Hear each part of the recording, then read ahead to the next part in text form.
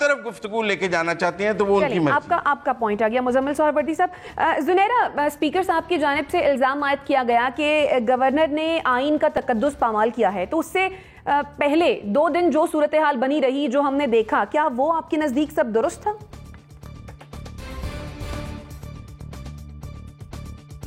کس سچویشن کی بات کر رہی ہیں آپ؟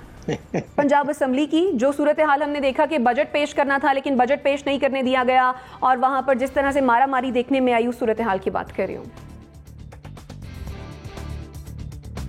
اچھا، آپ اس پرٹیکولر اس کی بات کر رہی ہیں، لیکن میں تو سمجھتی ہوں کہ بہت عرصہ ہو گیا، 1 مہینہ ہو گیا، یہی کچھ ہو رہا ہے، آج کچھ نیا تو نہیں ہوا. تو میں سمجھی آپ جنیرک کسی اس کا ذکر کر رہی ہیں، کیونکہ یہی صورتحال ہے مستقل.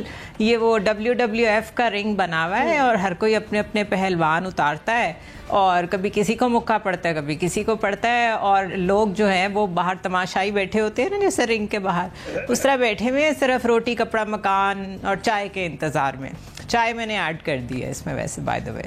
دیکھیں، بات یہ ہے کہ جب آپ نے ایک سسٹم کو ڈیریل کیا ہے، ہم نے کل بھی یہ بات کی تھی، جب ایک انجوائے کریں، جب ایک سسٹم کو ڈیریل کیا ہے آپ نے، تو پھر میں نے کہا تھا سارے آ کے بیٹھیں اور اس کو کہیں تک پہنچائیں.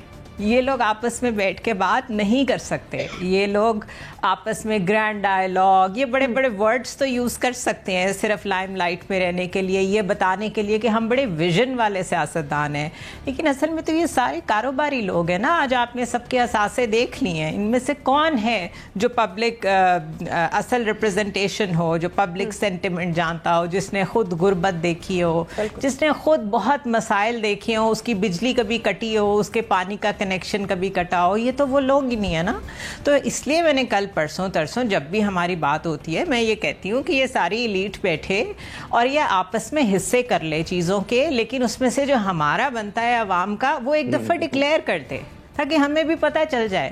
کیونکہ آئین میں تو بہت خوبصورت باتیں لکھی ہوئی ہیں نا. آئین تو ایک آئیڈیلزم کا نام ہے، اور وہ آئیڈیلزم ہم کب سے چیز کر رہے ہیں. کبھی وہ کسی شکل میں تھوڑا سا مل جاتا ہے، کبھی کسی شکل میں تھوڑا سا مل جاتا ہے، لیکن اس کی شکل تو مستقل چینج ہو رہی ہے. وی آل نو دیٹ.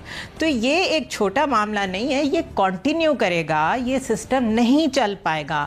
اور میں یہ بھی نہیں کہہ رہی کہ الیکشن اس کا حل ہے. میں نے پرسوں کے پروگرام میں کہا تھا کہ الیکشنز میں بھی یہ نعرہ لگے گا کہ یہ رگڈ ہیں، کیونکہ آپ کو پتہ ہے جو چیزیں ایمنڈ کی جا رہی ہیں اور جو چیزیں کی جا رہی ہیں وہ وہی کی جا رہی ہیں جس سے طول دیا جا سکے اپنی پولیٹیکل لائف کو. اس میں لوگوں کے بینیفٹ کے لیے کچھ نہیں ہو رہا. بجٹ پاس کرنا اگر ایک آئینی ذمہ داری نہ ہوتی، ایک ایسی ریٹ اسٹیبلش کرنے کے لیے گورنمنٹ کی جس سے یہ پتہ لگے کہ یہ گورنمنٹ واقعی ان کنٹرول میں ہے، تو انہیں بجٹ کی بھی پرواہ نہیں ہونی تھی.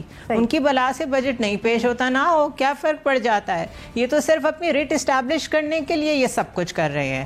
تو میرے خیال ہے فلیٹیز ہوٹل وغیرہ اور یہ PC، یہ جتنے ہوٹلز ہیں، they should get bigger halls. زیادہ اجلاس ہوں گے اب یہاں پہ زیادہ پولیٹیکل ایکٹیویٹی بڑھے گی، اور پھر وہی بات کہ ایلیٹ زیادہ ارن کرے گی، ان 5 اسٹار ہوٹلز کے مالک زیادہ ارن کریں گے، ہمیں کچھ نہیں ملنے والا. لیکن please don't sacrifice your cup of T. ٹھیک. اچھا بریگیڈیئر صاحب، ایک بات تو طے ہے کہ یہ جتنی بھی جنگ ہم دیکھ رہے ہیں یہ اختیارات کی ہے. اختیارات کی جنگ میں آپ کے نزدیک درست کون ہے، غلط کون ہے، اور اصل میں اختیار ہے کس کے پاس؟ دیکھیں